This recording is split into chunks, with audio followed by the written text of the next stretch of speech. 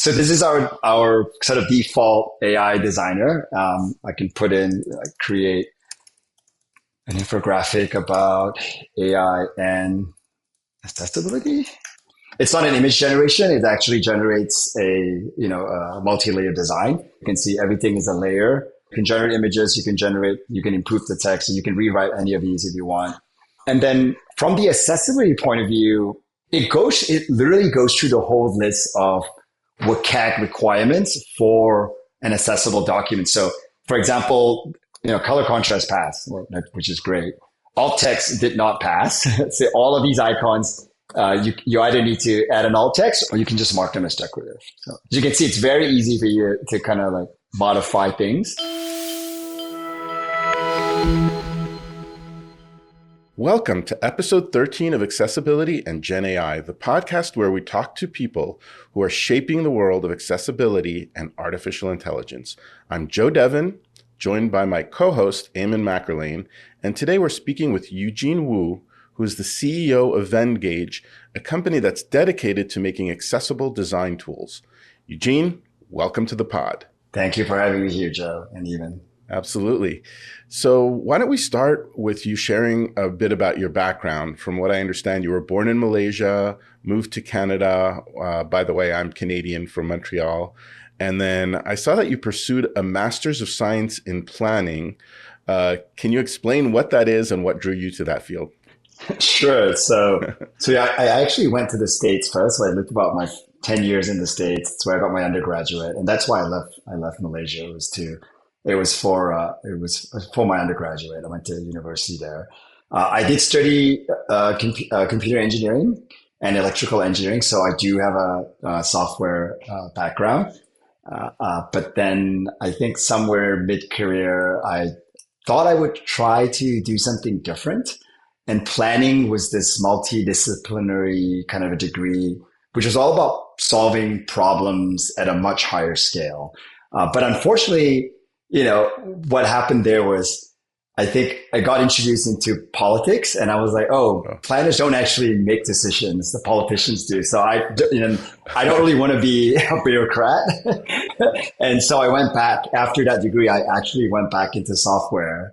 And so that was a very long story. I think the problems were really interesting. I was really interested in solving sort of citywide, and it was a sort of urban planning program. And I love being in a city. I love solving traffic, environmental, bigger scale problems. But then I realized, as I mentioned, planners don't actually solve these problems. At least their suggestions aren't actually the ones that get implemented. And so I kind of did this kind of reverse turn and went back to software. Yeah. Eugene, we haven't met in person, so pleasure to meet you. Thank you for joining us this morning today. So solving problems and not wanting to be a politician, how did that transition into the creation of Venngage? So Venngage, this story really, it's almost 15 years now. I think it was from a problem that I had. I essentially was trying to create these. So infographics have been around for a long time, but I think sometime around the early 2000s, it became really popular, and everybody was making it on the internet. Not everybody, but people were beginning to make them and put them on the internet. But it was mainly designers, professional designers, who were doing them on Adobe Illustrators and Photoshops and those kind of tools. And I'm not a designer. I'm an engineer. So the first thing I wanted to do when I saw this was this looks great. I want to create something like this. I wonder if I can just code it and do it. And the first prototype of Venngage was actually called Visualize Me. And what it did was it would take your LinkedIn profile through an API, and it would visualize your resume, essentially your experiences. You had a bar chart, how many years of experience of certain skills you had. You had a timeline. It would build up this really visual timeline. And I think it had some pie charts there as well. I don't really remember, but and back in the old days, I think LinkedIn gave you a count of your. Now it just gives you a kind of 500 and above, mm-hmm. But it used to give you a count, so we would also visualize your follower count or your connection count and all that. So that was the genesis of Venngage. It was I wanted to be a designer, but I'm not a designer, but an engineer. And then that eventually became Venngage. So. And did, like, when you were doing that, did you believe that this would turn into like an ongoing company, an ongoing business? No, No. no, no. So when I did that, it was actually part of a hackathon. So there's this hackathon called Startup Weekend. I don't think it exists anymore, but it was kind of popular. Like, I don't know, 15, maybe even 10 years ago, it was still popular. It was so I pitched this idea. I was like, hey, I'm going to visualize your LinkedIn, your resume on your LinkedIn with this app that I have, this web app. And it was going to be a weekend thing that kind of turned into a little bit more than a weekend, that eventually turned into like a company and a product. Wow. It's interesting. I've been to Startup Weekend, was a judge on it once, helped out a team that they were coming up with an interesting angle for sort of displacing LinkedIn, or whatever you want to call it, a disruptor, where any team that you've worked with, essentially you can bring them into the system by sort of nominating them. Like you needed to have that invite in order to get part of the team. And this proves that you're part of the team. And his idea was to allow folks to hire from that team, which is pretty cool. But I saw that you actually turned this into an exit for yourself. And you've been an entrepreneur for a while, haven't you, with multiple startups that have gone sometimes great, sometimes not as great. Can you share what that exit looked like, and what you've learned from some of those ups and downs of being an entrepreneur? Sure. So prior to that infographic company, Visualize Me, I had like two other companies, startups, you would say. One was just a development shop, services. So I was an app developer before that. I was developing apps for during the boom. I would say the boom of iOS store and all of that. It was great. So I was developing apps, and but as most agencies and service providers know, you always want to do a product. So when Visualize Me happened, I was actually still kind of working on the services company, and then I would say 6 months in, went all into Visualize Me, which was the infographic resume company that got bought very early on. We were like barely a year into it. In fact, I was starting Venngage. So the genesis of Venngage was like, I needed to monetize this infographic generator that I had, but Visualize Me was a consumer tool. All it did was just this one. It had like one little button that you pressed on, and it gave you an infographic that you could edit it, but very limited. And I basically didn't know how to monetize it. So I said, hey, why don't we just let's make this drag and drop editor. At the same time as Canva and a lot of these other tools. Like, this is 2012. So we all kind of had like the same idea at the same time. They just executed a lot better than us and had a lot more money than us.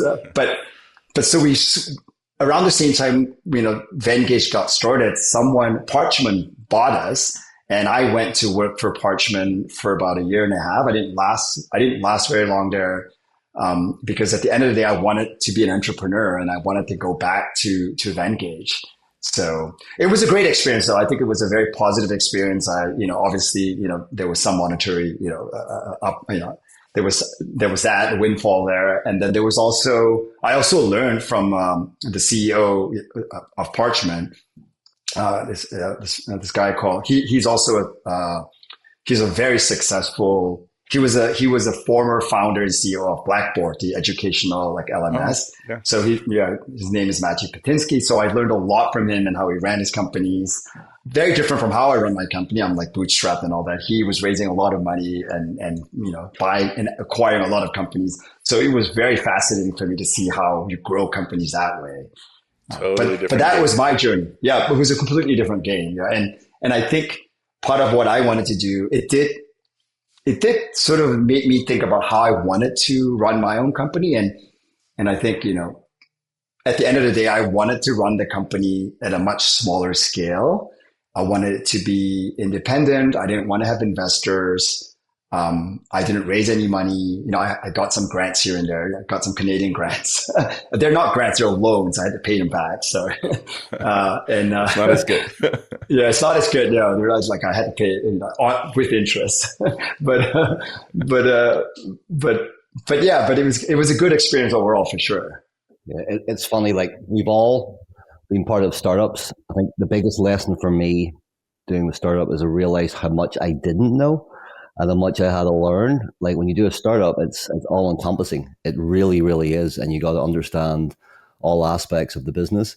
Um, this is a question, Eugene, we asked to many of our guests, and this is kind of a twofold question. First, like what were your biggest lessons through those startups? Lessons learned, and then two, to me, it's all about culture and trying to keep that positive culture as a company grows. How do you instill and keep and retain that hungry kind of startup culture? I think initially, as you said, like I didn't really know anything about running a company. So initially, I think the biggest learning was, so I knew how to build products because I built a lot of products for other people and for myself. Uh, and so that wasn't, so the learning for me was really how do you hire? It's a lot of it was people problem, learning how to deal with people, how to manage people. How do you get a, group of people to work together on a mission and a goal? That was probably my biggest learning and the most surprising thing because I thought, startups would all be like product and marketing. I mean, I learned a lot about product marketing too, don't get me wrong. But I think my biggest learning was like, oh, wow, dealing with people is like really difficult. and that's where all my stress and all of that is coming from. So, so I don't know if that's surprising to you, but I think it is surprising to most. And people who come from like the engineering side of things is like, oh my gosh, the biggest thing you actually have to figure out is people. It's not, yes, the product too, but it's people. Yep. I would say that was the biggest learning for me, was managing people and trying to get people to do something together.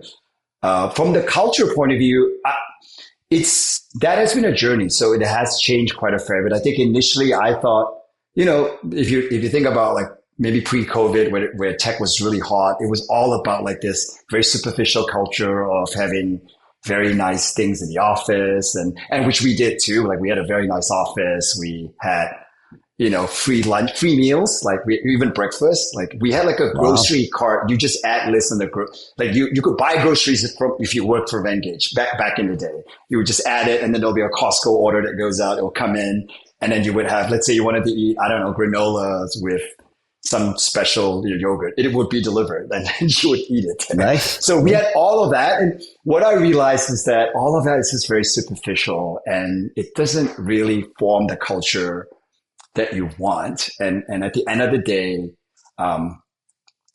culture, it's really all about like core values and, finding people who have similar core values. And I think for me, and just like many other entrepreneurs, is that value of continuous improvement and curiosity. Can I find someone who's just very curious? Curious in the sense of they want to improve themselves. They want to like figure out new things. For example, AI, there will be people who are just not curious about AI, which I will find surprising. But I think a normal person, they'll probably be normal, right? We're in a bubble. I think if people in AI in a bubble, we think everyone is like super curious. They want to try all the new things. But I think the reality is that most people probably aren't like, I feel like most people aren't like us, right? So part of my culture was finding people who are like that, who are curious, who want to learn, who want to improve, who aren't just satisfied by just sitting and doing the same thing over and over again and getting a paycheck. So that is how I kind of define culture now, which is a lot more difficult to interview for. Mm-hmm. Mm-hmm. No, great response. It is a great response. It's hard to create and it's even harder to maintain as you grow. It really is, but it's pivotal. It's foundational to overall success. 100% agree. Yeah, and it's funny talking about all of those. The couple of things you said was interesting about the culture of tech and Silicon Valley, where you could have your breakfast, your massage, and anything that you wanted, and then you also mentioned about how the normie maybe is not that into AI, and I think from what my experience, the people, when I'm speaking to people that are not in tech, I think there's a lot of fear around AI because instead of getting the massages and the lunches, there's going to be an AI employee that's taking over for all of that. So that's, I guess that's a big part of the concern that a lot of folks have. But speaking of culture, you did have a shift at a certain point in your company in the culture and a shift in what you were doing. Can you speak to how Venngage sort of started out as a design tool, really, and then moved toward being more accessible first? Sure. So I wouldn't call it a big shift. It was more of a, hey, we made like a key decision that sort of changed how we worked and obviously changed the product as well. And that is the move towards making our designs accessible. And there's every time I say that, what I really mean is that there's the tool itself being accessible. So that means someone with a disability can use it using a screen reader or something else. So that's one part of it, and that's ongoing. And then there's this other part which is I think the thing that makes Venngage very powerful is that you can export a design in a PDF that is accessible. So when you share it, now it becomes a multiplier. So it's not just the tool is accessible, whatever you make from it is also accessible. And it's also differentiated because most the other design companies and tools like Canva and Adobe, like they don't do a good job with that other part, the latter part of making the actual PDF, the actual thing that you export and share accessible. And that shift happened, probably like 5 years now, like 3, 4, 5 years ago, where we were in the process of building we were in the process of refactoring our product. So the product by then is, it's almost 10 years now. And by then almost 10 years, and it had a lot of technical debt. When you build technical debt, which is like all the CRUD and all this weird stuff that just gets added to it over time, it becomes very difficult to add new things, and it becomes just unbearable at some point that you're like, oh, I'm just going to rewrite this whole platform, which we did. I usually don't advise people to do a complete rewrite because it's usually not the right move, but we did it. And when we did it, one of the biggest things that was missing from our tool was that accessibility part of it. We knew our platform was not accessible. We knew that the exports were not accessible because we've had a lot of people ask us, and the answer we would give would be like, nope, it's not. And so when we had the opportunity, and the reason, we didn't do it is because we didn't know about accessibility. And when we built it, 15 years ago, we didn't build it to be accessible at all. And it was a lot of effort I would say back then it was almost impossible to make it accessible because of all of the technical debt that we had. So when we had the opportunity to refactor, we made it one of the pillars it was one of the main pillars was like, hey, let's make it accessible. Let's make the export accessible. And then we work backwards and go like, if that was the case, how would we architect, the way this PDF is, how do we architect all the widgets and the background so that when we export it, it will actually, and allow people to, to do things like change the reading order, do all the things that you need for it to be digitally accessible. How can we do that? And that's been a great process because we invented a few things that was really cool. Having the color contrast in the color picker. Mm-hmm. I think we're the first design tool that has it. Like Figma has it now, but they only did it I think 6 months ago or a year ago. We had it 3 years ago, where it automatically checks the color contrast as you're picking the color. You're not doing it after the fact, where which is how people do it now. They pick a color, then they go to another tool, and then they put in the hex codes and check. So we kind of invented some stuff that was pretty cool because we had that focus on accessibility. Yeah. No, it was a great call out and great commitment. But to your point, it's not just creating accessible experiences, accessible graphics. It's whatever tools that are utilized to make those accessible as well. We're doing the same thing at Service now. We're ensuring that, yes, the platform's accessible, but whatever tools our customers use, out-of-box tools that we provide, those tools are also accessible. How did you said you committed to that and made sure you put time in to do a revamp. What did that commitment look like? Like, was it all inclusive of leveling up skill sets, working more with individuals with disabilities? Like, what was that holistic approach to accessibility when you decided to make that Yeah, overall? it was all of that. So because we didn't know a lot about accessibility, we basically worked with one of the, one of the big, we hired one of these big accessibility service providers.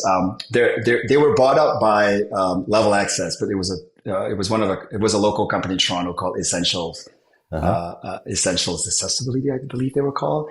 They were eventually, bought by Level Access. So we work with them and through that, and then we also work with a group of PDF remediators, because at the end of the day, that's the problem we're solving. It is PDF remediation, which is this process of taking a PDF and making it accessible. Whereas our platform, you would export and the PDF would not require remediation. So we also work with that group of people. And then through both groups, we were introduced to, people with disabilities, people with using different, different types of, technologies to kind of access our tool and to read the PDFs. So I'd say we went through the whole cycle of like actually hiring someone that knew a lot to guide us to working with people who are actually the end users. Well, making a PDF is one of the hardest things. Making a PDF accessible is one of the hardest things you can do in accessibility. So you definitely started. You decided, all right, I'm going to jump off the deep end over here and really work on that. And then after you had this whole rebuild, all of a sudden AI comes out, and not that it's been around for decades, but ChatGPT moment came around. So you had to do another rebuild. And before we get to the AI portion of our conversation, we definitely want to see a demo. But just as a preview, I'm curious, do you play with a lot of the different AI models? What's your favorite platform, harness, or model, or all of the above? Sure. Yeah, I do play. There's only a limited amount of time. As you know, there's so many models. So I definitely would like to play with all the models, but there's just so many of them.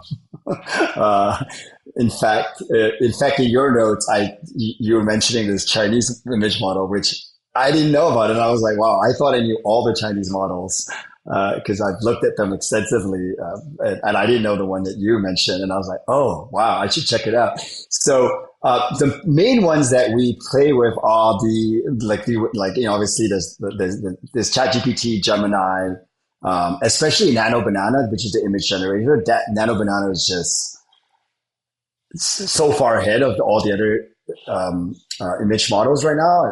So I would say I spend a fair amount of time with image models because we're a design company. Nano Banana is definitely feels like it's a generation ahead of the rest. Not in just the images, more so in the understanding part. It really, the prompt understanding is just phenomenal. It's just a real phenomenal. multimodal, which is where I think Midjourney probably is going to struggle. Like I'm worried about them because you like to see like an independent model or company really succeed here. I don't know what's going to happen with them, but you play with them. I think if you look at I completely agree with you. Like say before Nano Banana, you can get away with just training with images, but now you need the LLM as well because you need all that understanding, right? Like if for example, someone wants to create, let's say, a diagram about, AI and accessibility. Well, you need all the LLM information. So if you're just training images, you're going to get gibberish. You're going to have a beautiful picture with gibberish. But if you have multimodal, which is Google and ChatGPT's, you'll get like a really nice visual and really nice content with that visual, both, which you need both. You need the context and you need the visuals as well. So unfortunately, I think unless Midjourney and the smaller models kind of invest in also, adding LLMs, becoming multimodal, which is a massive investment, as we know. I don't think they're in the position to do that. They would have to raise billions of dollars, which I don't know if they're going to do. I don't think they were going to do that. They will fall behind. Unfortunately, they will fall behind. So Nano Banana, and then I've been using Gemini a lot more. So I used to be more of a Claude and a ChatGPT person, but I've been using Gemini since Gemini Trio came out, which is only like a week or two ago. I want to say, I don't know how, like very recently, I find myself using Gemini a lot more because I find it to be really good. So maybe this is when Gemini is sort of like, it's kind of surpassing ChatGPT almost. And maybe even Claude. I don't know, but I've been using Gemini a lot and very, very satisfied with what I'm getting. Do we want to dive into the demo? Do you want to give us a look, Eugene? Sure. What do you like? So I guess I could show the AI features. I could show the accessibility features. I don't know what we want to do, but maybe a little bit of both, if possible. A little bit of both, sure. Yeah. So this is our sort of default AI designer. I can put in create an infographic about AI and accessibility. So I'll show you a little bit of generator. Like the generator, it's not an image generation. It actually generates a multi-layer design. We are building one that's purely image generation powered, but that's not productized yet. So I'll show you a little bit of the AI features, and then I will show you the accessibility features. Perfect. So it does do image generation. So it will try and generate images that are these look like their image generation. So if I click on customize, it will bring me to the editor. So it does generate something that has. So this isn't an image. Like everything is a different. You can see everything is a layer. Everything is a different layer. These are all different layers. Where are all the AI tools? Sorry, let me go through. So we've added this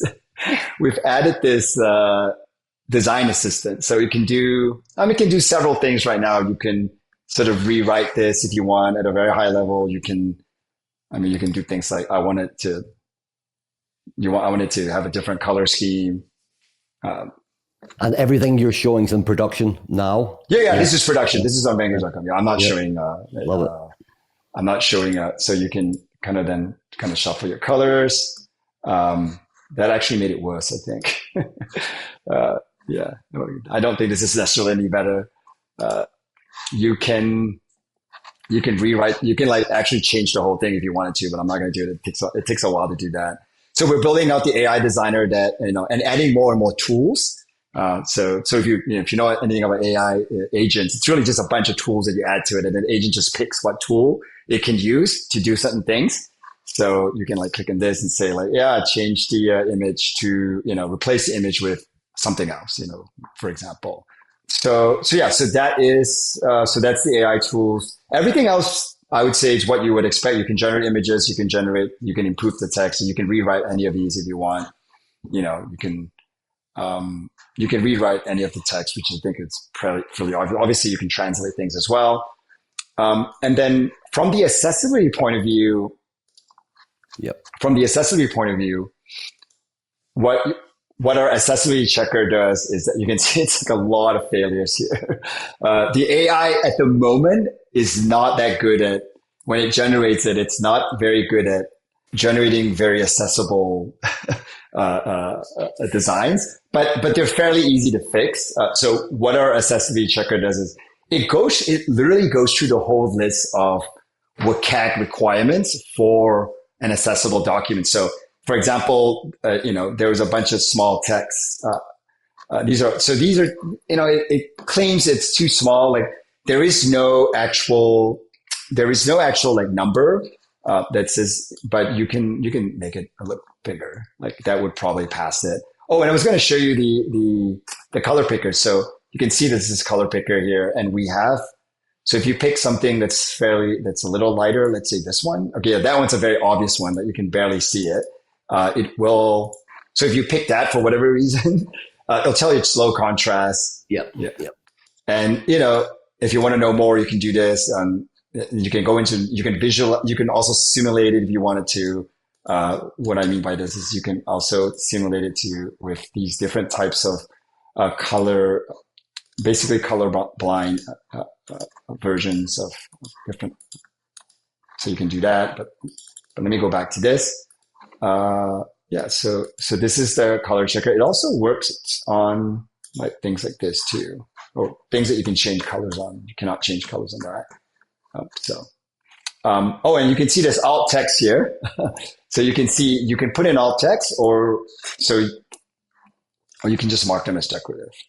So back to the accessibility checker, as you can see, color contrast passed, which is great. Alt text did not pass. So all of these icons, you either need to add an alt text or you need to just say that they're all, as you can see, it's very easy for you to kind of like modify things. And then the most important thing I think would be the headings. So you can see it gives you a high level order of your basically your visual hierarchy or your headings. So an accessible document has a very it has a hierarchy that makes sense. So this should not be a P, for example. This should be an H1, and this should be an H. This is a P. Yeah, that's on an H2, so that's fine. And then the rest are probably fine as H. Maybe this one you want to say, oh, I'm going to make this an H2, for example. Maybe. I mean, in this case, maybe not. Maybe it's just a number, and everything else is a P would be fine. So that's headings. So it actually goes through this whole check, and you can do it all on the editor. You're not exporting this to an Adobe tool, which is what remediators do right now. They would like to do all of this in an Adobe. Basically, you're doing this as you're editing this. You're like, let's say you added something. You're like, I want to add I want to add a header tree. Well, if you added something as a header tree, it's done. It actually is a header tree, and then you would just add it, and you would let's say we added it here, and then we actually make it so that it's, as you can see, you cannot read it. And then you have another header here. Let's say you type something in here, right? Like 10 tips for AI accessibility, for example. So now you have, this will be tagged properly. I think the last thing I want to show you is the tag order. So one of the other aspects of readability of accessibility is that you are telling the screen reader, this is the order you're reading in. And for a lot of documents, the reading order is sort of like the Z level or where it's placed, which is all kind of all over the place, which it is right now because this was generated by AI. You can see this is the reading order right now, which is completely like messed up. But the cool thing with this is that you can click on it and you can say, this is how I want it to be. You can just drag things. You can drag the reading order, and then you can say, I want to read that first, and then I read this, and then I want to read, I don't think, number one, I wanted to read number one, and so forth and so forth. And I wanted to read the part of number one. So you can see now it's going to read this, and then it's going to read this, and then it's going to read this. The number one first, and then it's going to read this. So you can see how easy it is. We've made PDF, we're kind of remediating it. We've made it like super easy drag and drop, which is, but if you try and do this in like an Adobe, so you can do all of this in like the Adobe Acrobat tool, Pro tool. You basically need to take several modules of training and a lot of, this makes it very intuitive. The UI is extremely intuitive. It is. Yeah. So, and I was going to say, like, the reason this is messed up is because the AI still isn't very good at picking up how to kind of do all of this. If you start from a template, so if you start from a template, a lot of these are already really, and if I started from here, actually you can also say, give me a report on website. Oops. If you start from a template, it's not as messed up is what I was going to say. Because it looks like now I'm redoing everything. It looks like I have to redo the assessment of everything, which usually is not the case. Usually most of our users would start from a template. That template, would already be very accessible. You're already like 80% of the way there. It's not all over the place. The accessibility you will not get like 50 errors like you saw before. You might get a few errors. And then it's another 5 or 10 minutes of running the accessibility checker to essentially, clean things up. And then you click on the export button and you're done. So. And Eugene, I'm assuming your customers, your users create all different types of infographics and like truly across the board. Yeah. Yeah. So they're creating everything. I mean, it's not just infographics. I mean, they are creating, I think like anything from posters to, so I think if I go back to templates, which is here, sorry. Yeah, you can see brochures, mind map posters, like even presentations. We're not literally a big presentation layer, but we do have presentations, flyers. Like it kind of goes down, like you can kind of create anything that you want. There's a whole bunch of them. We've sort of evolved from an infographic tool to like this all-purpose AI design tool. And now we're sort of evolving into an AI design agent, if that makes sense. So that's kind of like the direction we're going into right now. So, yeah, so this is it, for example. And if I go into the assessment, I'm quite sure it's a lot better now. It should be a lot better.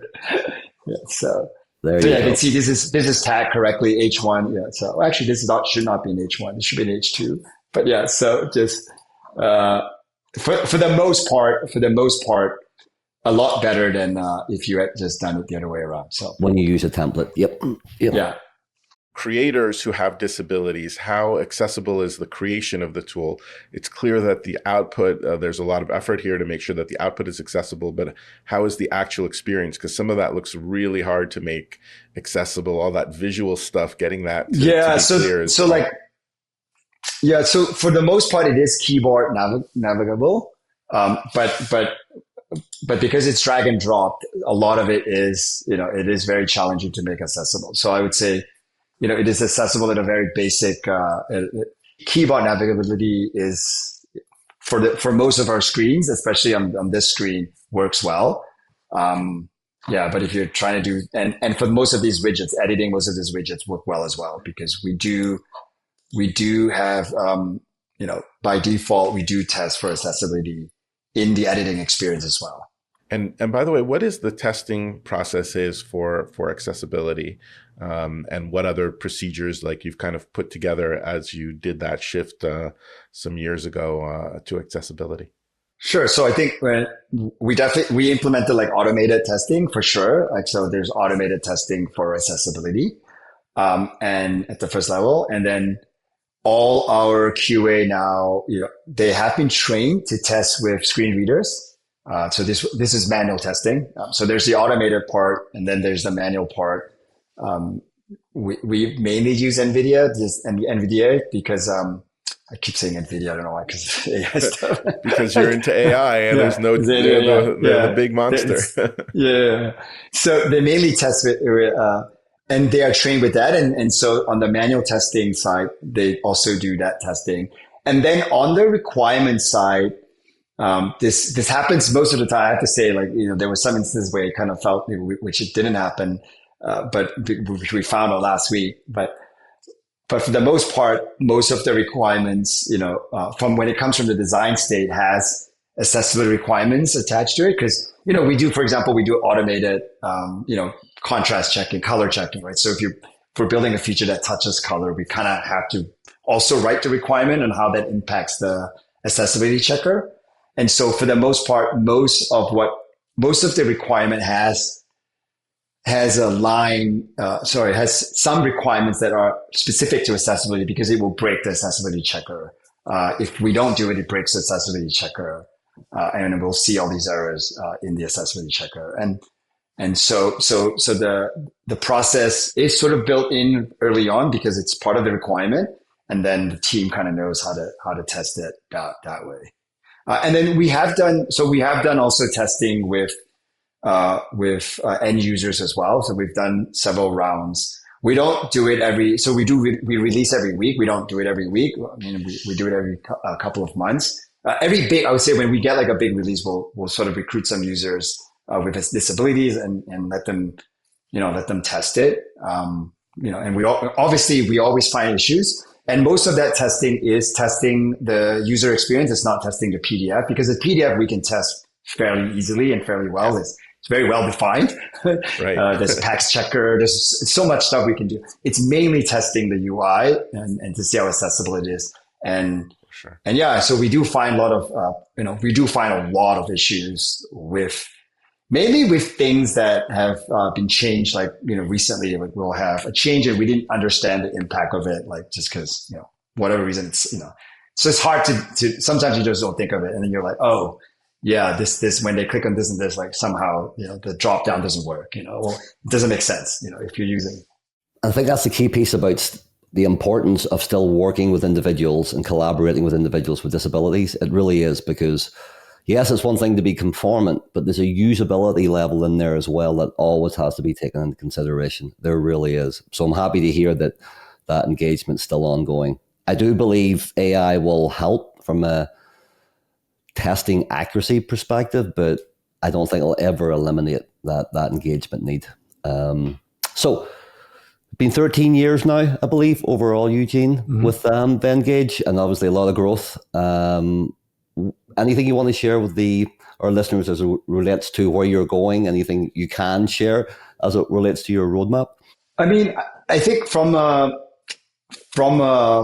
tool perspective, it's, I seriously don't think we're that different from all the other tools out there. We are building, more and more AI driven features, and we are going towards, building a design agent, which I'm sure everyone else is as well. And I think the interesting and exciting thing is that AI has leveled the playing field. Like, for example, Canva doesn't have a better image generator than we do. Like, we have the same, they did buy image. They bought Leonardo, which I think it's okay. It's mid. It's not that great compared to Nano Banana and all these other image generators. So in fact, they're probably, in a sense, they have one hand tied behind their back now, because they have their own image model, but it's not as good as the state of the art ones. So I'd say that AI has leveled the playing field, which is great, and which means we can now create features that we wouldn't be able to do before, because we just didn't have the tech. Right now, we have access to the same tech as everyone else. So it's pretty exciting. I would say users, at the end of the day, end users, it's great for end users, because now you get a lot of smaller companies like ours who are able to create really good products because we have access to all these models. Well, it's funny, speaking about the giants versus the small businesses. I actually literally a few weeks ago was at the headquarters of Canva, because I was in Australia to give a keynote. And they are the second biggest company in Australia. I didn't even know that they were based there. They're huge, yeah. and my hope is that AI is going to democratize things the same way that I hope that the web was going to democratize things and help uplift the small business, which in some ways it has, but in others it went from this decentralized place to a centralized place where almost everybody essentially goes to these top 5, 6 tech companies. So to that end, we'll see what happens with AI, but I'm curious, are you using AI to build Venngage at this point? And if so, what percentage of the code is written by AI? So yes, we are using Venngage to build to code as a coding. We are using coding agents. How much of the new features I would say every developer is using a coding agent right now. Every developer, not just in Venngage, probably everywhere else, I would assume. And how much of I don't know how much of the code is now written by. I would say definitely boilerplate, like simple code, 80-90% of that is probably all AI written. The ones that are more difficult to understand and more nuanced, that's probably still written by maybe 50% AI, 50% humans. And and that change has only happened recently. Like, when I say recently, maybe 6 months ago. Even a year ago, it was still predominantly, I would say, the agents were okay at like auto completion and just doing, little checks here and there. But, from last year to this year, the coding agents have improved so much that we're now generating far more code than, like a lot more code, like 50% more probably. I don't really know the percentage, we haven't measured, but I would guess at least 50% is now generated. Eugene, has your customer expectations changed in any way since AI? Yes, I think they all expect prompt, click, and then you get this like easy button. Yeah. And we can read their mind, and and then we can just give them what they. I think the expectation has changed a little bit, but I also think that a lot of people. So we do see two different types of users. We do see I would say the AI native users, the ones who are students, the ones who kind of like prompting is very natural. So for me, like prompting is quite natural. I can write a paragraph long prompt. I have no issues with that. I've done it so much. But I would say so that's one group of users. And then you get this other group of users who are, let's call them non-native AIs. That prompting is very difficult. They struggle. They'll literally write like 2 words and then they expect the AI to understand those 2 or 3 words and create. So we're now working on trying to figure out like, how can we ask for more clarification? Can we ask them for like style preferences and all of that stuff?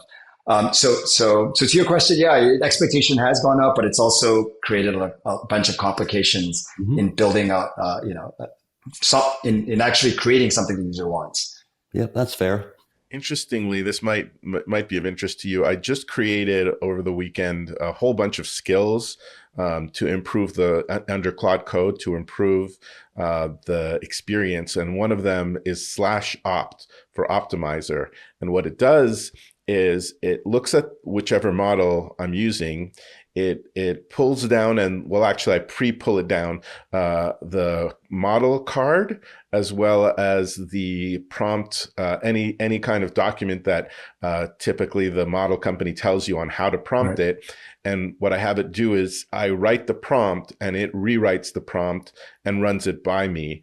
And so I think that the lot of alpha, as they would say, in prompt optimization. And I wish that more of these companies would just have a little button that lets you optimize the prompt.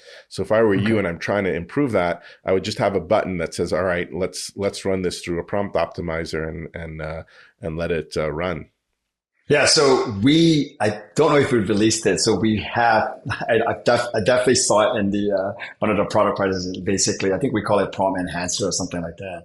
And it does something very similar to what you just mentioned. Basically, it just improves the user prompt, and then if, most of the time it is better than what the user, and then you click on it and then you get a better result because the prompt is better, right? So to your point, Joe, I think it is a big problem. Is AI going to actually democratize access to technology, or is it actually going to be worse, right? And I think, that's a tough one, because I do see how you need so much money to actually build a model that, in that sense, the foundational models are definitely a consolidation. It's going to be like, Google, it's going to be like a handful of people, like 5 companies maybe, that will own all the foundational models, which is worrying because, basically that drives all of the workflows of the world. We've got 5 companies owning all the workflows, right? So I think that is a big problem. On the other hand, it also allows like people like you and me to like create apps and create designs, create anything we want, where before we wouldn't be able to do that. So I think it's you get both, right? You get the very big companies who are definitely going to consolidate a lot of that power and the economics of that. But it might also allow a lot of people to create new businesses, create new things. So, yeah, that's honestly, it's one of the reasons why we're doing this, right? Between this and AMAC, like, independent if it's the 5 big boys or if it's a collective, multiple smaller organizations, we want to make it accessible. We really do, both from an LLM perspective and anything it generates perspective. So, we talked about, the early 2000s in the .com era. That's how this conversation started. Is when accessibility was a complete afterthought, as we all know, and we just can't make the same mistake again. We can't afford to. That's really the reason why we're doing this, and meeting with awesome individuals like yourself, Eugene. Before we wrap up, is there anything that we didn't touch upon that you want to share with us? I know it's a very open-ended question, but I know we covered a lot. I think one interesting topic would just be like, will AI just make it unnecessary for us to worry about whether a document's accessible or not, or a web page is accessible or not? Because, you can integrate, vision, AI vision with which they've done, and it'll just read it the way humans read it. You won't have to, who cares what's behind the code? Nobody, like a web page will just be read like a human would read their web page. Doesn't matter if it has got any area label. It doesn't really matter. It will fill out the form the way you want it to fill out because the AI agent will just be able to figure it out, right? So I think one of those big questions that I have is like, will AI just solve this problem for us? And I think it will probably solve like 80, 90% of the problem. I don't know. Maybe that's a question for what you think. Both of you, what do you think? I think if you answer that question, you get a lot of hate. So one way or the other. Yeah. We'll see. Yeah, we'll see what happens. Basically, I'm like, if they did that, then they wouldn't need my tool, right? Like, to be honest, they wouldn't. Right. So not just my tool, like all the other accessibility requirements would be, sort of not relevant anymore. But I do think but I'm not thinking like just for myself. I'm thinking like for people who need to access this stuff, it would be great. Right. You don't have to rely on the creator to make it accessible. The screen reader itself or whatever, accessibility tech you're using is just going to be able to figure it out, right? And just read the web page. You don't need to worry about whether the web page is, or the form is accessible. They're just going to figure it out and just do it the way, and just do the task for you, right? So that's the big question I always, I think about like, oh yeah, is AI going to just solve this problem for us eventually? I think it's very similar. The personal engagement's very similar to the business engagement. A lot of companies right now want to use AI. They know they need to use AI and it will help. But clearly determining exactly where they can mostly benefit from it and exactly when they'll get that ROI and exactly how trustworthy it really is and what the risk level is, that's taking a little bit longer than expected.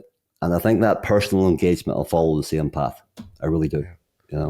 And I don't want to dodge the question, so the way I answered earlier might have sounded like a dodge, but I'll put it this way.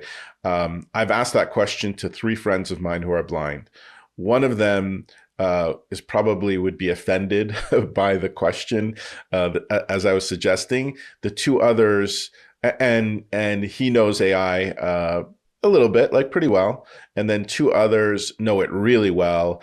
And they both think that it will solve a lot of the problems. Right. And one of them is actually building something to solve the problem. Right. And I think that's where it's gonna come from. But when I say the problem, it's a huge host of problems, right?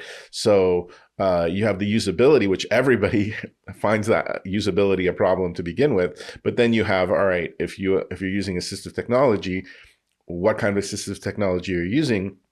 And what are your preferences? And hopefully, the foundation model companies will have accessible platforms themselves. But if they don't, then somebody is going to build something on top of it to make it accessible. So I think it's going to improve a lot for the end user, but it's going to be very challenging for industry in terms of jobs and things like that.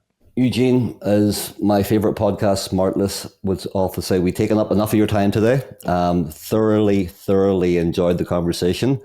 For our listeners that want to get in contact with you or learn more about yourself or Venngage, where would they find that?